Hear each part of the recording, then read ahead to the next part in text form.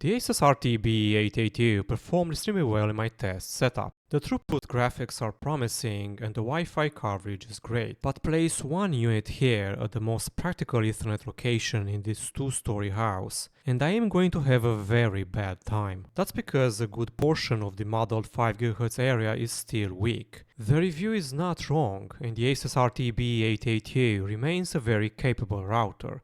It's that the results showcase how the hardware performed in my environment. It cannot tell us how the router will interact with the construction and the installation constraints of a particular building. And that's the problem I spent the last year trying to solve. So yeah, I built a thing. I recreated both floors quickly and imported them into SignalWisp. I then added the walls, the doors, the windows, the floor construction and the actual position where Ethernet was available. A few moments later. And at first glance, this router position does not look unreasonable at all. It is actually reasonably central, which is normally good advice. So what's going on? Central placement is not magic. This middle wall is just as thick as an exterior wall, and I have modeled that in the tool, which means that the signal also has to cross the floor structure. I have also added the clients that matter for this particular installation. Some phones used for video streaming, a PC used for online gaming, and a TV that remains connected through Ethernet. These are not measurements of real traffic inside a finished house. They are just service requirements that let the model check whether a proposed layout is likely to support the intended uses. So of course the obvious solution would be another access point connected through Ethernet, right? That would give us reliable backhaul and preserve wireless airtime. But in this scenario, running another Ethernet cable is not practical, so the realistic alternative is wireless mesh. Putting the mesh node here looks tempting because it is close to the rooms with poor coverage.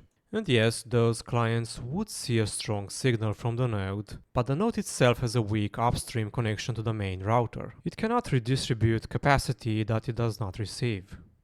The heat map is visibly greener, but coverage alone is not enough to approve the design. SignalWisp also checks the mesh path, the important client locations, their service requirements, and the model latency and throughput scenarios. Those figures are planning estimates rather than on-site measurements, but they do help identify a layout that looks good on a heat map while still having an obvious backhaul or client problem.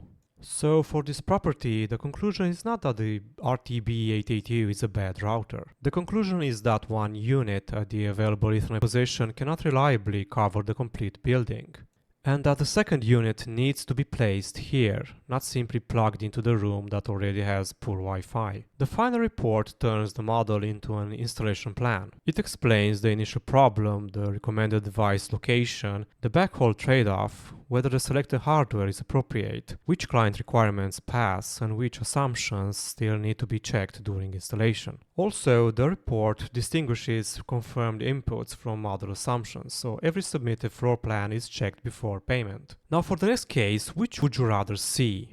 Wired versus wireless backhaul, whether moving the original router can avoid buying another mesh node, or simply another scenario.